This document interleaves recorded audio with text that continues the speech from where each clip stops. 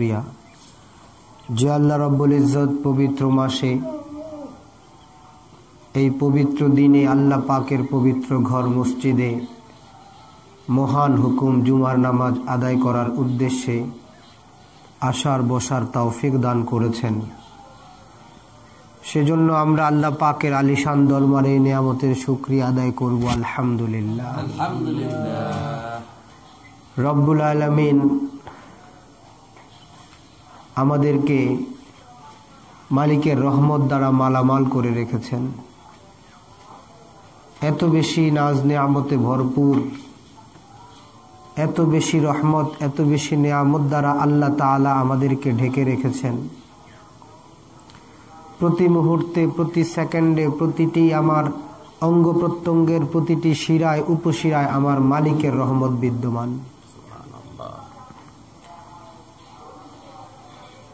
এই রহমত কি করে আরো বাড়ে, এই রহমতের মধ্যে কি করে আরো বরকত আসে, সেজন্য আমাদেরকে এর মাঝে এই সময় আল্লাহ তাআলা তার হাবিবে আকরাম সাল্লাল্লাহু আলাইহি ওয়াসাল্লামকে দিয়া আমাদেরকে কিছু সময়ের জন্য স্পেশাল কিছু দোয়া শিখিয়ে দিয়েছেন।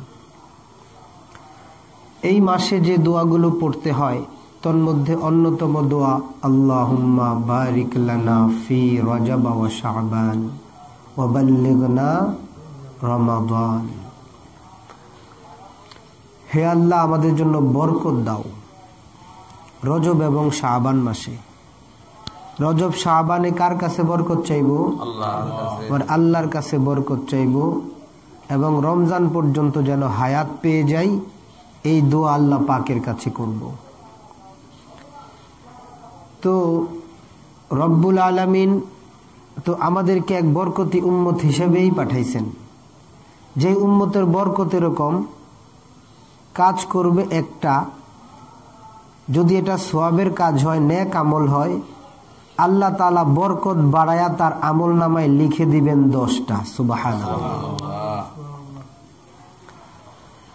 মান জাআ বিল হাসানাতি ফালাহু আশরু আমসালিহা।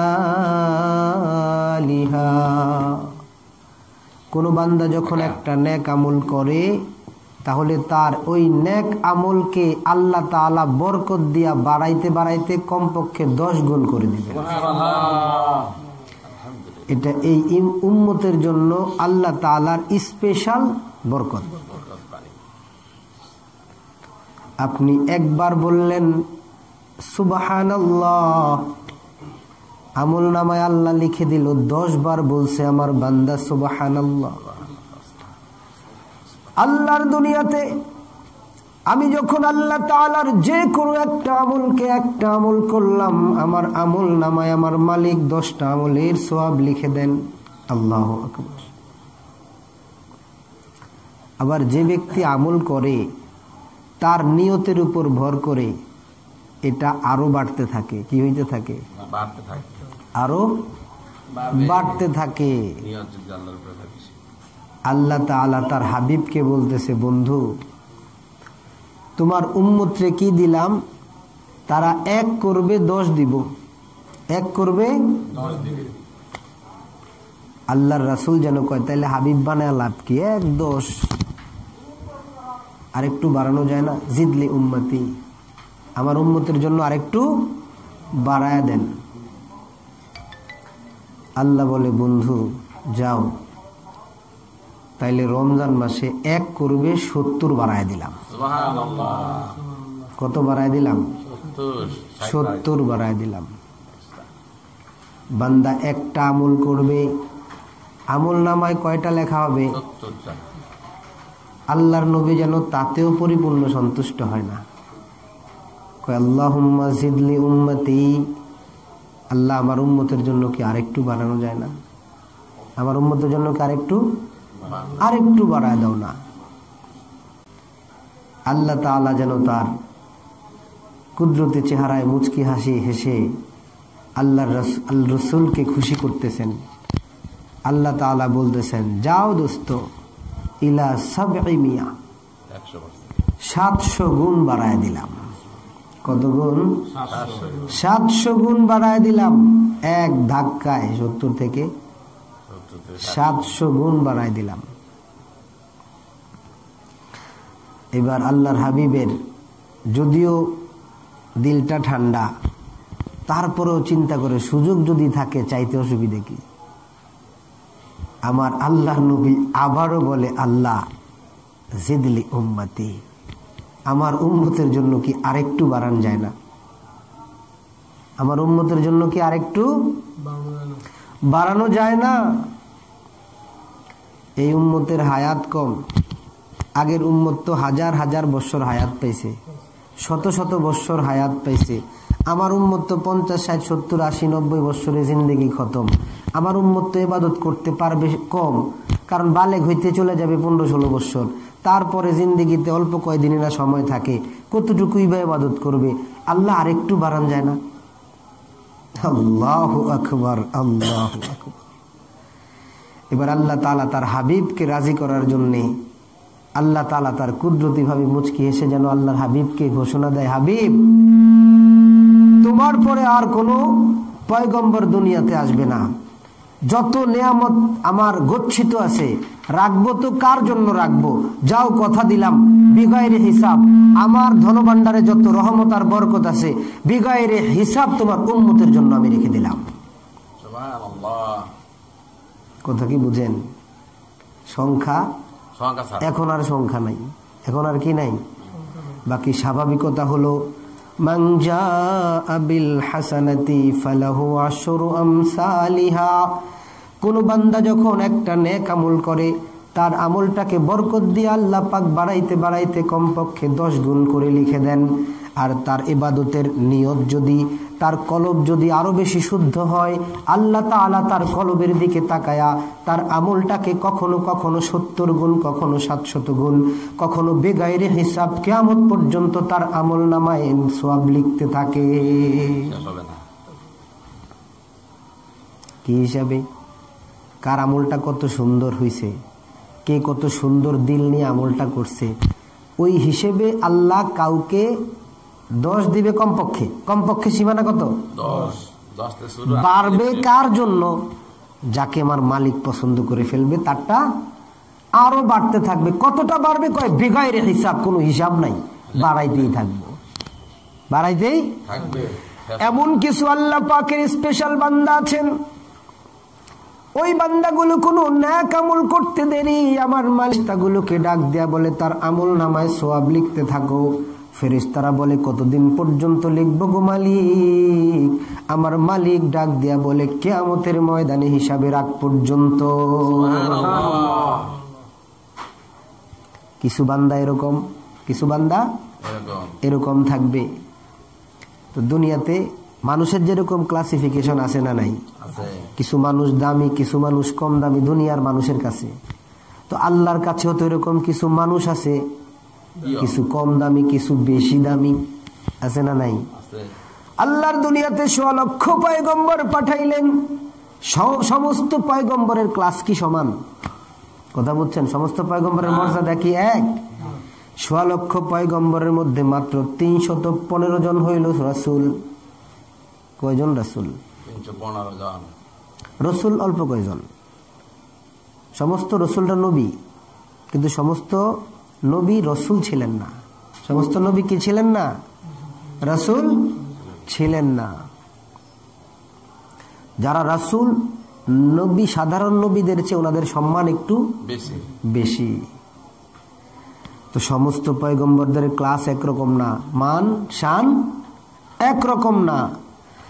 তামাম দুনিয়াতে যত পয়গম্বর, যত মানুষ তো আছে, পয়গম্বরদের মধ্যেও সবচেয়ে দামি পয়গম্বর আল্লাহু আকবার, হাবিবে কিবরিয়া, মাহবুবে আল্লাহ, আল্লাহর মাহবুব, আল্লাহর হাবিব। যাই বলি না কেন, তামাম দুনিয়াতে যত মাখলুক আছে, যত বড় পয়গম্বরেরা আছে, সমস্ত পয়গম্বরের সরদার বিশ্বনবী মুহাম্মদ মুস্তাফা সাল্লাল্লাহু আলাইহি ওয়াসাল্লাম। সেই আল্লাহর হাবিবকে নিয়ে আমরা গত জুমায় কথা বলতেছিলাম, মনে আছে না? সে আল্লাহর রাসূলকে নিয়ে। কারণ মাসটা হলো রজব মাস। বর্ণনায় অনেকে বলে 27শে রজবে আল্লাহ তাআলা তার স্পেশাল একটা কাজ করেছেন, এমন স্পেশাল যেটা মানুষের চিন্তায় ধারণায়ও আসে না। সুবহানাল্লাযী আসরা বিআবদিহি লাইলাম মিনাল মাসজিদিল হারাম ইলাল মাসজিদিল আকসাল্লাযী বারাকনা হাওলাহু।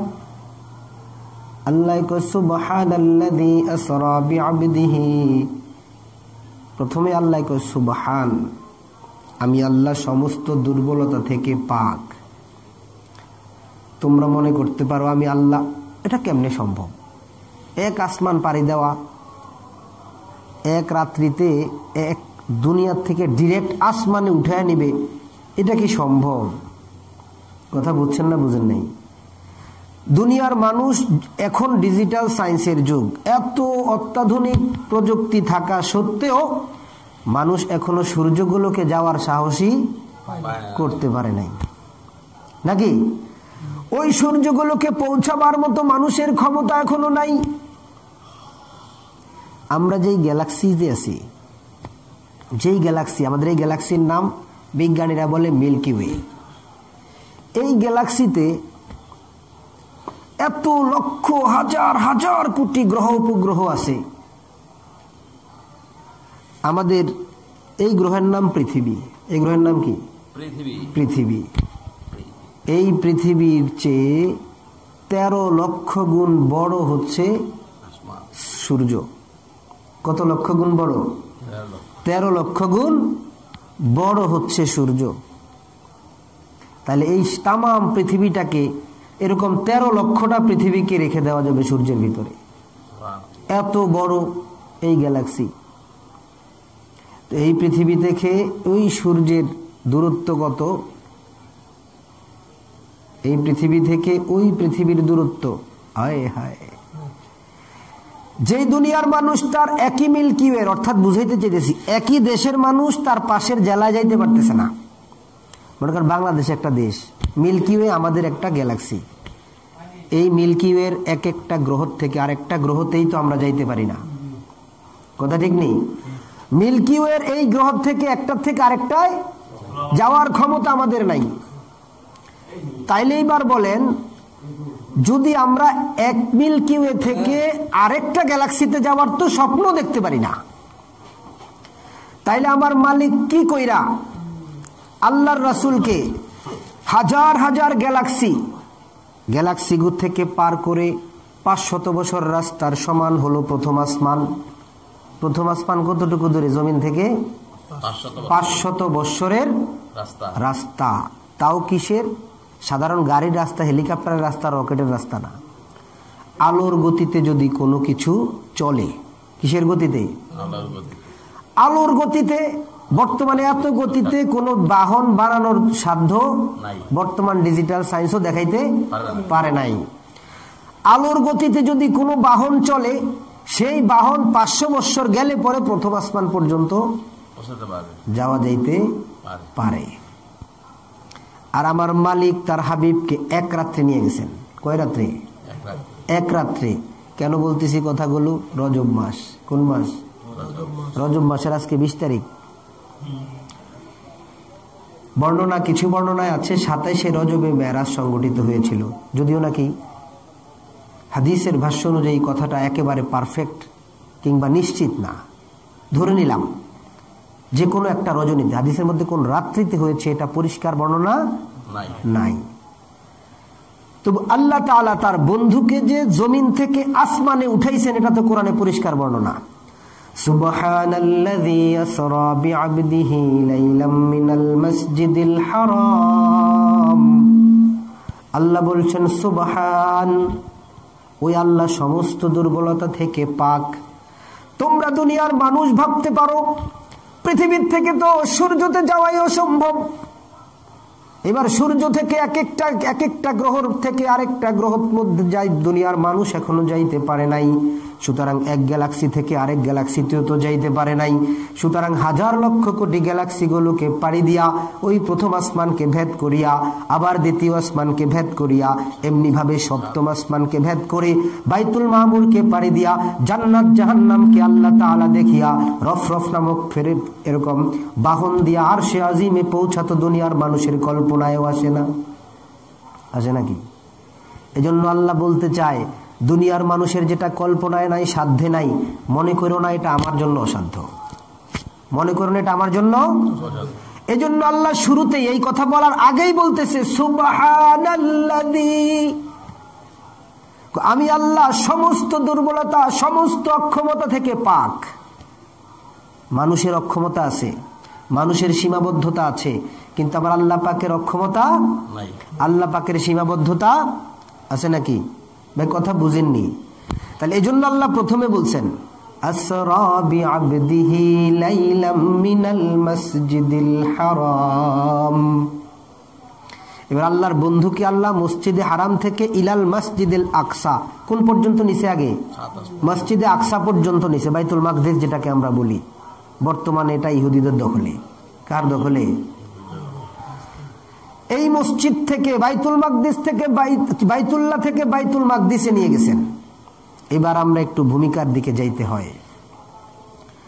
বিশ্বনবীকে কি কারণে আল্লাহ তাআলা এই ভ্রমণটা করাইলেন তার আগে কিছু পটভূমি আছে, অনেক লম্বা কথা, এগুলো কয়েক জুমা প্রয়োজন কথাগুলোকে সিরিয়াল বাই সিরিয়াল বলতে গেলে। তো আমি শুধু গত জুমার কথার থেকে কিছু কথা বলতে চাই। বিশ্বনবী আকায়ে নামদার হাবিবি কিবরিয়া মুহাম্মদ মুস্তাফা সাল্লাল্লাহু আলাইহি সাল্লাম তো শুধুমাত্র দুনিয়ার মানুষের নবী না, তিনি তামাম রাহমাতুল লিল আলামিন, তামাম বিশ্ব জগতের নবী, বিশ্ব জগতের নবী। আসমানের ফেরেশতাগুলো আমার মালিকের কাছে ফরিয়াদ করে, মালিক সোয়া লক্ষ পয়গম্বর তুমি তোমার জমিনে মানুষের কাছে পাঠাইলা, ওগো মালিক এই পয়গম্বরের পরে তো আর কোনো পয়গম্বর আসবে না গো মাওলা, দয়া করে এই সর্বশেষ নবীকে অন্তত আমাদের আসমানে পাঠায়া দাও। কে ফরিয়াদ করে? আসমান ফেরেশতা, আসমান ফরিয়াদ করে, আসমানের ফেরেশতারা ফরিয়াদ করে। দ্বিতীয় আসমান ফরিয়াদ করে, মালিক আমার কাছে পাঠাও। দ্বিতীয় আসমানের ফেরেশতারা বলে, মালিক আমাদের কাছে তোমার বিশ্ব নবী সর্বশেষ নবীকে পাঠাও। তৃতীয় আসমানও ফরিয়াদ করে, তৃতীয় আসমানের ফেরেশতাগুলো ফরিয়াদ করলো। এমনি ভাবে সপ্তম আসমান পর্যন্ত সমস্ত আসমান এবং আসমানের ফেরেশতারা ফরিয়াদ করে, মালিক এই পয়গম্বরের পরে যেহেতু আর কোনো পয়গম্বর আসবে না, সমস্ত পয়গম্বরকে তো তুমি দুনিয়াতে পাঠাইলা, অন্তত শেষ পয়গম্বরকে আমাদের কাছে পাঠা দাও। আমার মালিক ডাক দিয়া বলে, না রে আসমান না, সমস্ত পয়গম্বর আমি নির্ধারণ করে রেখেছি জমিনের মানুষের জন্যে। কথা ঠিক নেই? নবীকে কোথায় পাঠাবে? জমিনেই তো পাঠাবে। তবে তোমরা যেহেতু আবদার করছো, তোমাদের আবদারকে রক্ষা করা হবে। তোমরা যেহেতু আবদার করছো, আবদার কি করা হবে? রক্ষা করা হবে। এজন্য কখন নিবেন, কখন, সেটারও একটা টাইমিং আছে, সেটারও একটা টাইমিং আছে। কারণ আল্লাহর সাথে তো আল্লাহর হাবিবের এক স্পেশাল মোহাব্বত, স্পেশাল। আমরা তো আজকে আমার মালিকরেও চিনি নাই, মালিকের ক্ষমতা কতটুকু তাও জানি না, আমরা কত বড় নবীর উম্মত ওই নবীরেও চিনি না। কথা ঠিক নেই? ওই নবীরেও চিনি নাই। আল্লাহর নবী ছোট্ট থাকতে যখন আল্লাহর নবীকে দুধ মা হালিমা যখন তিনি তার উটের মধ্যে সাওয়ার করাবেন, এরকম গাধার মধ্যে সাওয়ার করাবেন, তখন বর্ণনায় এসেছে বিশ্বনবী তখন ছোট্ট বাচ্চাকে আম্মাজান হালিমা রাদিয়াল্লাহু আনহা যখন কোলের মধ্যে নিয়া ওই তার বাহনের মধ্যে উঠতে চাইলেন, সাথে সাথে তার গাধাটা দৌড়াদৌড়ি আরম্ভ করে দেয়, সাথে সাথে মানে অস্থির হয়ে যায়। কেন বুঝতে পারেন নাই? হালিমা রাদিয়াল্লাহু আনহা বুঝতে পারেন এটা এরকম করতেছে কেন। তারপর একটু ঠান্ডা হয়, যখন তিনি সাওয়ার হইলেন, সাথে সাথে হাঁটুটা বাহন আছে না, উট বা গাধা যেটা, এটার হাঁটুটা মাটিতে নামায় দিয়া থুতনিটাকে মাটির মধ্যে লাগায় দিয়া সঙ্গে সঙ্গে শুকরিয়ার সিজদায় পড়ে যায়। একটু কমায় দেন, শুধুমাত্র যেটার মধ্যে মাইক লাগানো আছে ওইটা নেবেন, অন কোনোটা না। কি বললাম? সামান্য। সাথে সাথে শুকরিয়ায় পড়ে যায়। কারণ কি? গাধা চিনে এখন আমার উপরে কোন বাহন, কে সাওয়ার হলো, গাধায় চিনে গেছে। কে চিনে গেছে? গাধায় চিনে গেছে। গাধায় চিনে গেছে কে আমার উপরে উঠছে। ছোট্ট মুহাম্মদুর রাসূলুল্লাহ সাল্লাল্লাহু আলাইহি ওয়াসাল্লাম যখন দুধমা হালিমার ঘরে থাকা অবস্থায় তার দুধ বোন সায়মা হাতে ধরে ধরে ময়দানে নিয়ে গেছে ঘুরতে, ভাইদেরকে নিয়ে ঘুরতে বেড়াইতে যায় না, তো সায়মা ছাগল চড়াইতেছে, দুধমা হালিমা ঘরের কাজে ব্যস্ত, বুঝতে পারে নাই যে মেয়ে সায়মা ওই ছোট্ট ভাই মুহাম্মদকে নিয়ে বাইর হয়ে গেছে প্রখর রোদের মধ্যে। কিছুক্ষণ পর মা ঘরের মধ্যে ছোট্ট মুহাম্মদকে দেখে না, পেরেশান হয়ে গেল। ঘটনা কি? এই রোদ্রে কোথায় বের হইল?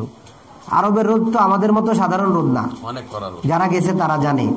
উত্তপ্ত বালুতে পা রাখলে সঙ্গে সঙ্গে পা পুড়ে যায়। আম্মাজান হালিমা পেরেশান হয়ে গেলেন, কোথায় গেল মুহাম্মদ? তিনি খুঁজতে খুঁজতে যখন সায়মার কাছে দৌড়াইলেন, যায় দেখেন সায়মার পাশে মুহাম্মদ একটু একটু করে ছোট্ট ছোট্ট পা দিয়ে হাঁটে। তিনি চিৎকার করে উঠলেন, ওরে সায়মা, তোমার কি মাথা খারাপ নাকি? কেন গো মা, কি হলো? এই যে ছোট্ট বাচ্চাটাকে উত্তপ্ত রোদের মধ্যে তুমি এই বালির মধ্যে হাঁটাচ্ছ, বাচ্চাটার তো অবস্থা খারাপ হয়ে যাবে। সায়মা ছোট হলো, বুঝের ছিল, ডাক দিয়া বলে, মাগো, আমি যে জিনিস দেখেছি তুমি সেই জিনিস দেখো নাই, এই জন্যেই তোমার চিন্তা হয় গো মা। তাকায় দেখো, এইখানে উত্তপ্ত বালিতে আমি পর্যন্ত পা রাখতে পারি নাই, কিন্তু যেই মাত্র আমার ছোট্ট ভাইটাকে আমি সাথে আনলাম, কোত্থেকে যেন আসমানের একটা ছোট্ট মেঘমালা তার মাথার উপরে ছায়া দিয়ে আছে। তার ছায়াটা যেই জমিনের মধ্যে পড়ে সঙ্গে সঙ্গে জমিনটা ঠান্ডা হয়ে যায়। ওই আকাশের মেঘমালা চিনেইনি কে? আফসোস হলো, সবচেয়ে আশরাফুল মাখলুকাত মানুষ হওয়া সত্ত্বেও আমরা চিনি নাই আমার পয়গম্বরকে। বিশ্বনবী সিরিয়ার সফরের মধ্যে তিনি যখন ঘুমাতে যাবেন, লম্বা ঘটনা, সেদিকে যাব না। অনেক মানুষ থাকার কারণে গাছের ছায়ায় যারা যারা বড় তারা কিন্তু শুয়ে গেছে। তিনি ছোট ছিলেন তো, বড়দেরকে জায়গা দিতে গিয়ে ওনার আর জায়গা নাই, গাছের ছায়ায় আর জায়গা নাই। কিন্তু বিশ্বনবী যখন একটু বিশ্রাম নিতে যাবেন, সঙ্গে সঙ্গে গাছের ছায়া তার ডালকে বিস্তৃত করে দিয়ে বিশ্বনবীকে ছায়া দিয়ে দিলেন। সুবহানাল্লাহ। গাছ চিনে। হযরত আনাস রাদিয়াল্লাহু আনহু বর্ণনা করতেছেন, বিশ্বনবীকে নিয়ে সফর থেকে আসতেছি, হঠাৎ করে একটা বিশ্রামের জায়গায় তিনি একটু বিশ্রাম নেবেন। আগের মতো তো আর এত উন্নত ব্যবস্থা ছিল না, গাড়ি, হেলিকপ্টার, নাকি বলেন? দিনকে দিন সফর করা লাগতো। মক্কা থেকে মদিনায় যাইতে 450 কিলোমিটার, অনেক কয়েকদিন লাগতো, একদিনে যাইতে পারতো না। কথা বুঝতেছেন না? সফরের মাঝখানে তারা যাত্রা বিরতি নিত। তো বিশ্বনবী যাত্রা বিরতির এক পর্যায়ে ঘুমাইলেন। হযরত আনাস রাদিয়াল্লাহু আনহু বর্ণনা করেন, রাসূলুল্লাহ সাল্লাল্লাহু আলাইহি ওয়াসাল্লাম যেই মাত্র ঘুমাইতে গেলেন, তিনি ঘুমিয়ে আছেন। হঠাৎ করে এক আশ্চর্য ঘটনা আমি অবলোকন করলাম। বিশ্বনবীর পাশে আমি বসে আল্লাহর রাসূলকে পাহারা দিতেছি। এমত অবস্থায় তাকায় দেখি অনেক দূরে থাকা একটা গাছ মাটি চিটতে চিটতে সামনে চলে আসতেছে। কি চিটতে চিটতে? মাটি চিটতে চিটতে সামনে চলে আসতেছে। তো আমি ভয় পেয়ে গেলাম, ঘটনা কি? মাটি চিটতে চিটতে গাছটা সামনে আসতেছে। আস্তে আস্তে আমি আশ্চর্য হয়ে গেলাম, ভাবলাম রাসূলকে জাগায় দিই, তাড়াতাড়ি বিপদ আসতেছে কিনা, নাকি? কিন্তু সাহস হইল না। পরে দেখলাম রাসূলের মাথার পাশে এসে গাছটা থেমে গেল। রাসূলের মাথার পাশে এসে গাছটা থেমে যায়। কিছুক্ষণ গাছটা এখানে থাকলো, আবার মাটি চিটতে চিটতে গাছটা আগের জায়গায় চলে যায়। সুবহানাল্লাহ। বিশ্বনবীর ঘুম ভাঙলো। ঘুম ভাঙলে হযরত আনাস রাদিয়াল্লাহু আনহু ডাক দিয়া বলেন, ইয়া রাসূলুল্লাহ, আশ্চর্য এক ঘটনা দেখলাম, অবলোকন করলাম, রহস্যটা জানতে চাই, বলো। বলে, ওগো রাসূল, ওই যে গাছটা দেখতেছেন, এই গাছটা মাটি চিটতে চিটতে আপনার মাথার কাছে আসলো, কিছুক্ষণ থাকলো, আবার মাটি চিটতে চিটতে আপন স্থানে ফিরে গেল। ঘটনাটা কি? আল্লাহর নবী মুচকি হেসে দিয়া বলে, আনাস রে, গাছ মালিকের কাছে ফরিয়াদ করে, মালিক, আমাকে তুমি হাঁটার চলার ক্ষমতা দাও নাই, আমাকে হাঁটা চলা করার, হরকত করার তুমি তৌফিকটুকু দাও নাই গো মালিক। আমার এত নিকটে আকায়ে নামদার বিশ্বনবী মুহাম্মদ মুস্তাফা সাল্লাল্লাহু আলাইহি রয়েছেন, আমি যদি চলতে পারতাম, তার কাছে গিয়ে আল্লাহর রাসূলের সাক্ষাৎ করতাম, আমাকে তো তুমি চলার ক্ষমতা দাও নাই গো মালিক। তোমার কাছে ফরিয়াদ করি, একটু কাছে যাওয়ার তৌফিক আমাকে দিয়ে দাও, বিশ্বনবীকে একটু কাছ থেকে আমি অনুভব করতে চাই। আল্লাহর পয়গম্বর বলছেন, গাছ এই ফরিয়াদ করার সঙ্গে সঙ্গে আমার মালিক গাছকে তৌফিক দিলেন। গাছ হরকত করতে করতে মাটি চিটতে চিটতে মাথার কাছে আসলো, আমাকে কিছুক্ষণ অনুভব করে আবার মাটি চিটতে চিটতে আপন জায়গায় ফিরে যায়। কে চিনে? কে চিনে?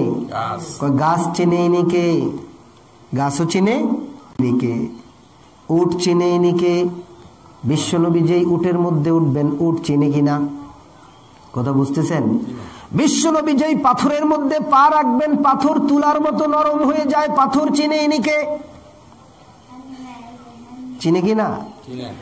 যেই সমস্ত জিনিসগুলো চিনে, বলেন তো এদের কোনো বিচার আছে? হ্যাঁ, সাধারণ মাখলুক, এরা চিনে নিকে, এরা চিনে আসমান, চিনে জমিন, চিনে সমস্ত অন্তরিক্ষের সমস্ত কিছু চিনে। আফসোস হচ্ছে ওই পয়গম্বরের উম্মত হয়েও আমরা রাসূল রে চিনি না।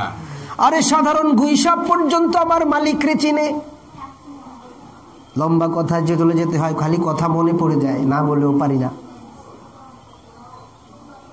আল্লাহর রাসূল রাস্তার মধ্যে সাহাবাদেরকে নিয়ে জটলা পাকায়া বয়ান করতেছেন। এমত অবস্থায় এক বেদুইন, গ্রাম্য লোক আর কি, গ্রাম্য লোক রাস্তার পাশ দিয়ে হেঁটে যায় আর ভাবতেছে, কে এই লোক, এর কথা সবাই মনোযোগ দিয়ে শুনতেছে। তার আইডিয়া হলো, নতুন নতুন ধর্মের কথা বলে, মনে হয় সেই মুহাম্মদই হতে পারে যার কথা আমরা শুনতেছি এতদিন। চিন্ত না লোকটা, গ্রাম্য লোক তো চিন্ত না। কিছুক্ষণ পর কৌতূহল বশত সামনে আসলো, আইসা দেখে মানুষ খুব মনোযোগ দিয়ে শুনতেছে তার কথা।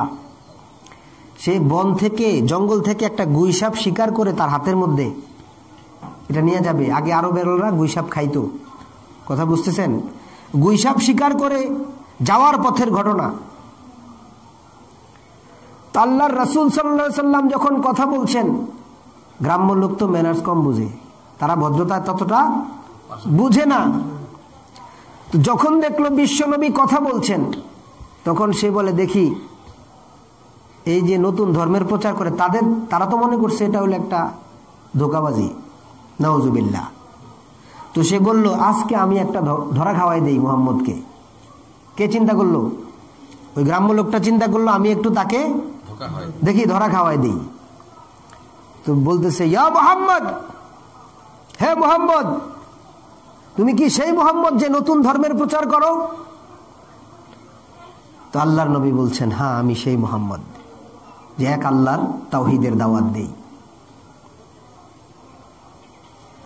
তুমি নাকি নিজেকে দাবি করো, তুমি নাকি আল্লাহর নবী, পয়গম্বর, রাসূল? হ্যাঁ, আমি আল্লাহর পয়গম্বর। আল্লাহর নবী কয়, তুমিও স্বীকার করো, তুমিও স্বীকার করো, সাক্ষী দাও যে আমি আল্লাহর নবী। তো সে একটা তাচ্ছিল্যের হাসি দিল, হাসি দিয়া বলে, মুহাম্মদ, আমি তোমাকে নবী বলে স্বীকার করতে পারি এক শর্তে। কি শর্ত? এই যে আমার হাতে মরা গুইসাপটা দেখতেছো, এই গুইসাপ যদি স্বীকার করে তুমি আল্লাহর নবী, তাহলে আমিও স্বীকার করব তুমি আল্লাহর নবী। জীবিত মানুষ বলে না, আর মরা গুইসাপ বলবে, এটা কি কথা হইল? অযৌক্তিক কথা না? তো সে খুব ভাব লয়ে দাঁড়াইলো। হাদিসের ভাষায় আসছে সে কবরের মধ্যে একটা হাত রাখলে যে এমনি দাঁড়ায় না, রাইখা সে রাসূলকে বলতেছে, আমার গুইসাপ যদি তোমাকে স্বীকার করে তুমি আল্লাহর নবী, তাহলে আমি ঘোষণা দিলাম আমিও স্বীকার করব তুমি আল্লাহর নবী। আল্লাহর রাসূল সাল্লাল্লাহু আলাইহি সাল্লাম এই কথা শোনার সঙ্গে সঙ্গে ডাক দিলেন, ইয়া দাব, হে গুইসাপ। ডাক দিতে দেরি, সঙ্গে সঙ্গে গুইসাপটা মাথা উঠা ডাক দেয়, ইয়া যাইনামান ওয়াফা ইয়াউমাল কিয়ামাহ, ইয়া যাইনা ওয়াফা মান যাইনা ওয়াফা ইয়াউমাল কিয়ামাহ। ডাক দেয়া বলতেছে, লাব্বাইকা ওয়া সাদাইক, লাব্বাইকা ওয়া সাদাইক, ইয়া যাইনা মান ওয়াফা ইয়াউমাল কিয়ামাহ। বলে, ওগো নবী আমি হাজির, কি সৌভাগ্য আমার, যার মাধ্যমে কিয়ামতের দিন কিয়ামত অলংকৃত হবে, ওই মহান ব্যক্তি আমাকে ডেকেছেন। বলেন কেন ডাকলেন? কে জবাব দেয়? গুইসাপ পরিষ্কার আরবি ভাষায় জবাব দেয়, লাব্বাইকা ওয়া সাদাইক, আমার কি সৌভাগ্য, লাব্বাইক আমি হাজির, যার মাধ্যমে কিয়ামতের আসন অলংকৃত হবে তিনি আমাকে ডেকেছেন। আল্লাহু আকবার। বলেন আপনি কি জানতে চান? আল্লাহর রাসূল ডাক দেয়া বলে, মান তা'বুদ। আল্লাহর রাসূল জিজ্ঞাসা করেন, গুইসাপ তুমি কার ইবাদত করো, কার ইবাদত করো তুমি? গুইসাপ জবাব দেয়, আ'বুদু মান ফিস সামাই আরশুহু ওয়া ফিল আরদি সুলতানুহু। কয় আমি এমন এক সত্তার ইবাদত করি যার আরশ হলো আসমানে, ওয়া ফিল আরদি সুলতানুহু, যার রাজত্ব হলো জমিনে, ওয়া ফিল বাহরি সাবিলুহু, সমুদ্রে হলো যার চলার রাস্তা, ওয়া ফিল জান্নাতি রাহমাতুহু, জান্নাতে যার রহমত, ওয়া ফিন নারি ইকাবুহু, জাহান্নামে যার আযাব। আমি ওই সত্তার ইবাদত করি। এবার আল্লাহর রাসূল মুস্কি হেসে ডাক দিয়া বলে, আতারিফু মান আনা। হে গুইসাপ তুমি কি জানো আমি কে? গুইসাপ বলে, আনতা রাসূল রাব্বিল আলামিন ওয়া আনতা খাতামুন নবিয়্যিন। আপনি হলেন রব্বুল আলামিনের রাসূল। শুধু তা না আপনি তামাম দুনিয়ার সর্বশেষ রাসূল। কি কয়? আপনি রব্বুল আলামিনের রাসূল, এবং শুধু রাসূলই না, তামাম দুনিয়ার সর্বশেষ রাসূল। গুইসাপও চিনে কে? ইনি আল্লাহর রাসূল। কিন্তু আফসোস আজকে আমরা এখনো চিনি নাই। কথা কি বুঝতেছেন ভাই? রব্বুল আলামিনকে নিয়া, রব্বুল আলামিনের হাবিবকে নিয়া কথা বলতে গেলে তো কথাই শেষ হবে না। কথা ঠিক নেই?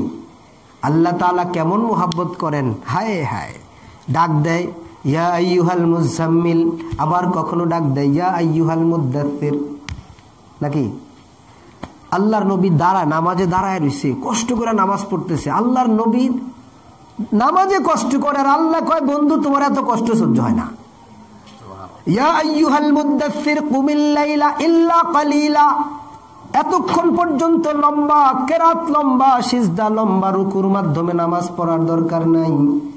কুমিল লাইলা ইল্লা কালিলা, একটু কম করে পড়ো, তোমার নাইলে শরীর খারাপ করবে। বলেন তো এত দয়া কার? আল্লাহ।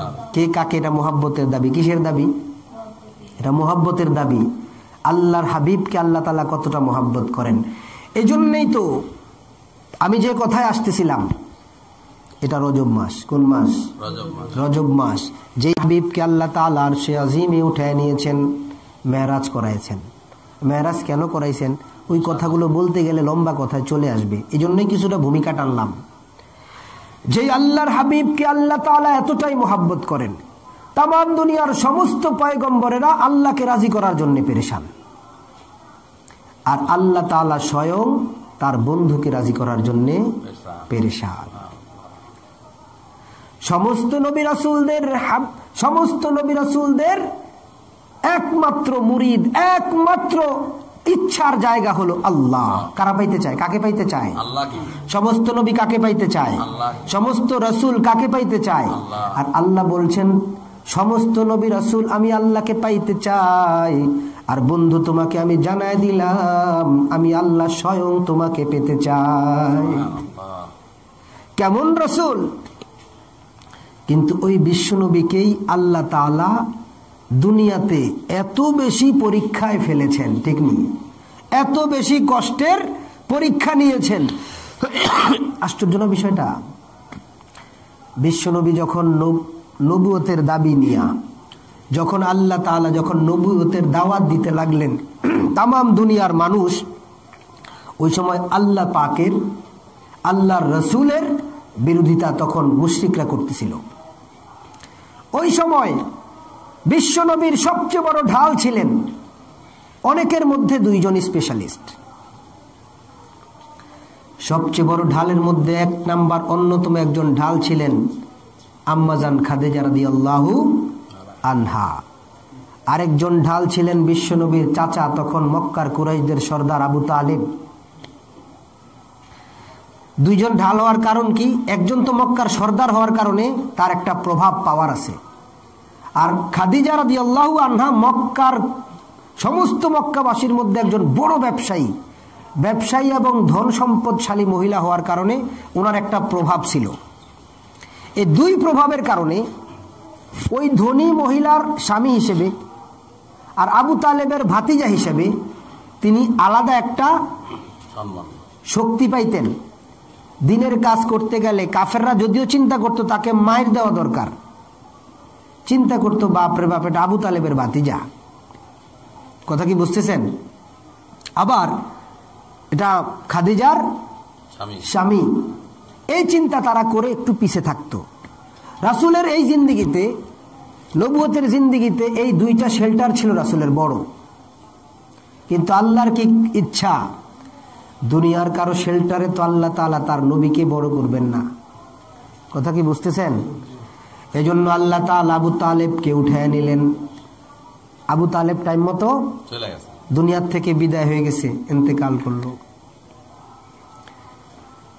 কিছুদিনের পার্থক্যে আম্মাজান খাদিজা রাদিয়াল্লাহু আনহাও দুনিয়া থেকে বিদায় হয়ে গেলেন। এই দুইজন মাত্র 4-5 মাসের ডিফারেন্সে কি হয়ে গেল? দুনিয়া থেকে বিদায় হয়ে গেলেন। এবার দুইটা বড় খুঁটি চলে যায়। আল্লাহর নবীর যত স্ত্রী ছিল সবচেয়ে বেশি মোহাব্বত করতেন আম্মাজান খাদিজা রাদিয়াল্লাহু আনহাকে।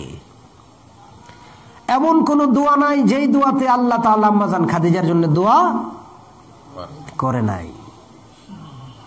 আল্লাহর নবী সব সময় দোয়া করতেন আল্লাহর কাছে, আল্লাহ কিয়ামতের কঠিন ময়দানে তুমি কিন্তু আবার আমার খাদিজাকে আমার কাছ থেকে আলাদা করায় দিও না। আল্লাহ তুমি বলেছো ইয়াউমা ইয়াফিরুল মারউ মিন আখিহি ওয়া উম্মিহি ওয়া আবিহি ওয়া সাহিবাতিহি ওয়া বানিহি, এমন একটা দিন আসবে যেদিন ভাই ভাইকে চিনবে না, মা সন্তানকে চিনবে না, বাবা সন্তানকে চিনবে না, স্ত্রী স্বামীকে চিনবে না, স্বামী তার স্ত্রীকে চিনবে না। ওই কঠিন দিনেও কিন্তু গো মালিক আমার খাদিজাকে আমার থেকে ভুলায় রাখো না। কে দোয়া করতো? আল্লাহর নবী খাদিজাকে এত মহব্বত করতেন রাদিয়াল্লাহু আনহা, এত বেশি মহব্বতের ছিল। তো সেই আম্মাজান খাদিজা রাদিয়াল্লাহু আনহা, সেই আম্মাজান খাদিজা রাদিয়াল্লাহু আনহা তিনি যখন দুনিয়ার থেকে চলে গেলেন, আবার আবু তালেবও দুনিয়ার থেকে বিদায় হয়ে গেলেন।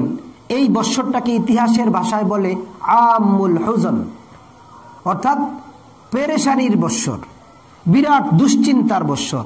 আল্লাহ রাসূল ওই বৎসর সবচেয়ে বেশি দুশ্চিন্তার কষ্টে ছিলেন। এবার বন্ধুর কারবার শুরু। এক বন্ধুর যদি মন খারাপ হয়ে যায়, মনে করেন বিয়ে ভেঙে গেছে, মন খারাপ, নাকি বউ মরে গেছে, মন খারাপ, তো আরেকজন বন্ধু যদি তার ভালো বন্ধু হয়, সে বলবো দোস্ত, তাকে সান্ত্বনা দিব, দোস্ত মন খারাপ করো না, চলো কক্সবাজার ঘুরে আসি, চলো বান্দরবন ঘুরে আসি, চলো সুন্দরবন ঘুরে আসি, কথা কি বুঝতেছেন? আর আরো সামর্থ্য থাকলে বলবে চলো আমরা থাইল্যান্ড ঘুরে আসি, চলো আমরা আমেরিকাতে ঘুরে আসি, নিউ ইয়র্কে লন্ডনে ঘুরে আসি, কথা কি বুঝতেছেন? কারণ ভ্রমণের দ্বারা কষ্ট কমে যায়, ভ্রমণের দ্বারা কষ্ট কমে যায়। আল্লাহর হাবিবের মনটা খারাপ, আরেক হাবিবের উপর থেকে সহ্য হয় না। আল্লাহ তাআলা জিবরাইল আলাইহিস সালাতু ওয়াস সালামকে ডাক দিয়া বলেন, জিবরাইল, বন্ধুর মনটা বড় খারাপ, যাও যাও তুমি যাও, আমার বন্ধুকে একটু বাইতুল মাকদিস থেকে নিয়ে সরাসরি আরশে আজিম পর্যন্ত একটু ভ্রমণ করায় দাও। এই হলো ভ্রমণের পটভূমি। কথা কি বুঝতেছেন? মেরাজের পটভূমি এটা। রাসূলের মন খারাপ, রাসূলকে আল্লাহ তাআলা এই ভ্রমণ করাবেন, ভ্রমণ করাচ্ছেন। যেন তেন ভ্রমণ এটা। কথা কি বুঝতেছেন? যেন তেন ভ্রমণ তো না, অনেক স্পেশাল ভ্রমণ। মাত্র পটভূমিটা বললাম। তো আল্লাহর নবী সাল্লাল্লাহু আলাইহি ওয়াসাল্লাম বাবে উম্মে হানিতে শুয়ে আছেন। বিশ্বনবী সাল্লাল্লাহু আলাইহি সাল্লাম যখন শুয়ে আছেন, হঠাৎ করে জিবরাইল আলাইহিস সালাতু ওয়াস সালাম আসলেন, উনাকে ঘুম থেকে জাগ্রত করলেন, নিয়ে গেলেন জমজমের কূপের পাশে। জান্নাতি তস্তরি রাখা হলো, সেখানে ওনার ওপেন হার্ট সার্জারি হলো, যেটাকে সিনা চাক বলা হয়, শাক্কে সাদার বলা হয়। কি করা হলো? বুক ছেড়ে। আল্লাহর নবী সাল্লাল্লাহু আলাইহি সাল্লামের থেকেই দুনিয়ার মানুষ ওপেন হার্ট সার্জারির এই আইডিয়া পেয়েছে। কথা কি বুঝতেছেন? ভিতর থেকে পুরাটা সিনার ভিতরে যা আছে এগুলোকে বের করে জমজমের পানি দিয়া ধৌত করা হলো। জমজমের পানি দিয়া ধৌত করে পরিষ্কার করে আবার ভিতরে ঢুকাই দিয়া সেলাই করে দেওয়া হলো। সুবহানাল্লাহ। জান্নাত থেকে পেয়ালা আনা হয়েছে, যেটার মধ্যে আল্লাহর নবীর ভিতরের জিনিসগুলো রাখা হয়েছিল। চাইলে জান্নাত থেকে পানিও আনা যাইত, কিন্তু পানি আনে নাই, কারণ জমজমের যেই পানিটা, এই পানিটা ডিরেক্ট জান্নাতের সাথে সম্পর্ক। সুবহানাল্লাহ। এটা বড় দামি পানি, এটা বড় দামি পানি। এই পানি দিয়া কলবকে ধোয়া, কলব পরিষ্কার হয়ে গেল। এবার বলেন, সফরের টাইম হয়েছে, বুরাক আসলো। বুরাক হইল গাধার থেকে ছোট, খচ্চরের চেয়ে একটু বড়, সাদা একটা বাহন, প্রাণী। এই বুরাক দিয়া প্রথমত বাইতুল মাকদিস গেলেন। বুরাকের গতি কত, দৃষ্টিসীমা যত। কথা কি বুঝছেননি? বুরাক এক কদমে কতটুকু যায়? এক কদমে মানুষের চোখের নজর যতটুকু যায়। চোখের নজর যত দূর যায়, তার এক এক কদম তত দূর। আল্লাহু আকবার। বুরাক রওনা দিয়ে দিছে বাইতুল মাকদিসের পথে। তো বাইতুল মাকদিসে যাওয়ার ঘটনা আগামী জুমায় বলবো ইনশাআল্লাহ। শুধু মাঝখানে আগের একটা ঘটনা বলে শেষ করে দিতেছি। বুরাক যখন বাইতুল মাকদিসের কাছাকাছি, এমত অবস্থায় আল্লাহর নবী এক আশ্চর্য সুন্দর ঘ্রাণ তার নাকে আসলো। এত সুন্দর ঘ্রাণ কোত্থেকে আসলো? বিশ্বনবী অনেক সুন্দর ঘ্রাণ পেল। জিবরাইল আলাইহিস সালাতু ওয়াস সালাম বলেন, ইয়া রাসূলুল্লাহ, এই জায়গায় থামেন, 2 রাকাত নামাজ পড়েন, বড় বরকতের জায়গা এটা। তিনি 2 রাকাত নামাজ পড়লেন। নামাজ পড়ার পরে আল্লাহর নবী জিজ্ঞাসা করেন, জিবরাইল, এটা কেমন বরকতের জায়গা, কোন জায়গা এটা? জিবরাইল ডাক দিয়ে বলে, ইয়া রাসূলুল্লাহ, জানেন এটা কোন জায়গা? কোন জায়গা? এই জায়গাতে কবর দেয়া হয়েছে হযরত মূসা আলাইহিস সালাতু ওয়াস সালামের বাদী মাশতাকে। কাকে? মূসা আলাইহিস সালাতু ওয়াস সালামের, মূসা আলাইহিস সালামের এক উম্মত, বাদী না, মূসা আলাইহিস সালামের এক উম্মত। তার সময় ফেরাউনের এক বাদী। কার বাদী? ফেরাউনের এক বাদী মাশতাকে এখানে কবর দেওয়া হয়েছে। বান্দি তো সামান্য জিনিস, কিন্তু আল্লাহর কাছে বড় দামি, বড় প্রিয়। এই বান্দি বড় প্রিয়। বলে, ঘটনা কি? ঘটনা হইল, একদিন ওই ফেরাউনের মেয়ের চুল আছড়ায় দিতেছিল মাশতা। সে তো বাদী, কাজের মেয়ে। চুল আছড়ায় দিতে গিয়া হঠাৎ করে চিরুনিটা হাত থেকে পড়ে গেছে। পড়ে যাওয়ার সাথে সাথে ওই চিরুনিটা উঠানোর সময়, আমরা যেরকম এখন বিসমিল্লাহ বলি, যে চিরুনিটা উঠানোর সময় আল্লাহর নামে চিরুনিটা উঠাইল। এই কথাটা ওই ফেরাউনের মেয়ে শুনে ফেলছে। মেয়ে বললে, মাশতা, ঘটনা কি? তুমি কার কথা বললা? কার নাম নিয়ে উঠাইলা?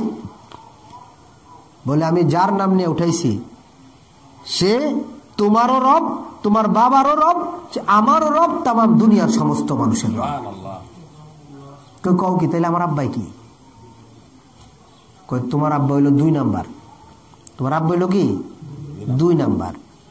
সাথে সাথে ওই মেয়েটা, বাবা তখন দরবারের মধ্যে তার রাজ সিংহাসনে বসা, ডাক দেয়া বলে, বাবা তুমি ছাড়া আর কোন রব আছে নাকি? বলে না তো। কয় না না, মাস্তা আমাকে আখবারানি মাস্তা, আমাকে মাস্তা আজকে খবর দিছে এক নতুন রব, যে নাকি আমারও রব, তোমারও রব, মাস্টারও রব, তামাম দুনিয়ার সমস্ত কিছুর রব। কি এত বড় কথা! আমার ঘরের মধ্যে আমার বিরোধিতা, আবার বলে তুমি নাকি মিথ্যা রব। ডাক দাও। সাথে সাথে মাস্তাকে ডাক দেওয়া হলো। মাস্তা আসলো। মাস্তা আসার সাথে সাথে মাস্তাকে বলে, কি ব্যাপার, তুমি কি শুনাইছো আমার মেয়েকে? কোন রবের কথা বলছো? বলে রব্বি মুসা ওয়া হারুন। আমি মুসা এবং হারুনের রবের কথা বলি, যিনি আমারও রব, আপনারও রব, আপনার মেয়েরও রব, তামাম দুনিয়ার সমস্ত মাখলুকাতের রব। তেলে বেগুনে জ্বলে উঠলো। এত মানুষের সামনে, সভাসদের সামনে আমাকে বেইজ্জতি করলো। ফেরাউনের চিন্তা এটা, বিচার হবে, বিচার হবে আমার ঘরের মানুষ হইয়া, আমার ঘরের কাজের লোক হইয়া আমার সাথে নাফরমানি। বিচার ডাক দিল। বলো, বিশাল এক কড়াইয়ের মধ্যে তেল গরম করা হচ্ছে। তেল গরম করা হইতেছে। উত্তপ্ত তেল যখন পরিপূর্ণ উত্তপ্ত হয়ে যায়, ফেরাউন মাস্তাকে ডাক দেয়া বলে, মাস্তা তুমি যদি ভুল করে এই কথা বলে থাকো, এখনো সুযোগ আছে, ক্ষমা চাও, আমি তোমাকে মাফ করে দিব। মাস্টার 3 জন সন্তান, মেয়ে সন্তান, ছোট ছোট। এই মেয়ে সন্তানগুলোকে সহ ধরে আনা হয়। এবার ফেরাউন ডাক দেয়া বলে, যদি সুযোগ এখনো তোমার আছে, যদি ক্ষমা চেয়ে নাও, মাফ করে দিব।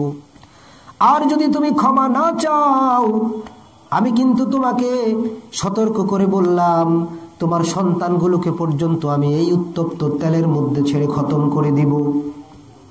কিন্তু তিনি বলেন, না, আল্লাহ তাআলা একজনই, তিনি সত্য, তুমি মিথ্যা। আল্লাহ, তুমি মিথ্যা রব।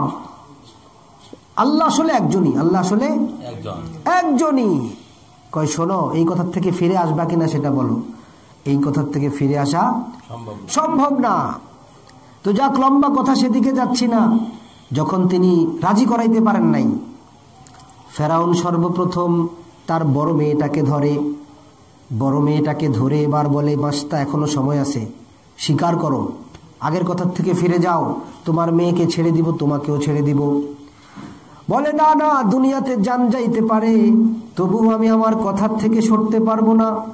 মা তো মায়ের মন। মেয়েটাকে যখন তেলের মধ্যে ছাড়বে, মায়ের চোখ ভিজে যায়। ওই মেয়েটাকে যখন তেলের মধ্যে ছেড়ে দেওয়া হয়, তেলের মধ্যে ছাড়ার সঙ্গে সঙ্গে মেয়েটা দুনিয়ার থেকে বিদায় হয়ে যায়।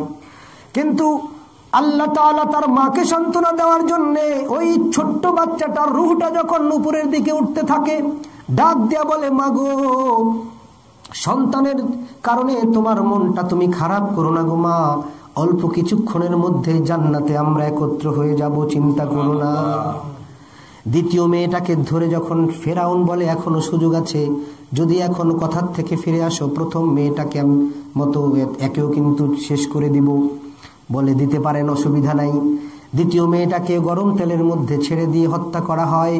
একইভাবে তৃতীয় মেয়েটা, ছোট্ট মেয়েটা যখন কোলের মধ্যে ওই বাচ্চাটাকে যখন হাত থেকে নিয়ে যায়, তখন মাস্তা আশ্চর্যভাবে তিনি চোখের পানি ঢুকরে ঢুকরে কাঁদতে কাঁদতে উপরের দিকে তাকায় থাকে আর বলে, মালিক, আমার সন্তানগুলো যন্ত্রণা যতই হোক, আমার আফসোসের জায়গা হলো একটা গো মালিক, আমার কতটা কষ্ট হয় দেখার টাইম নাই রে মাওলা।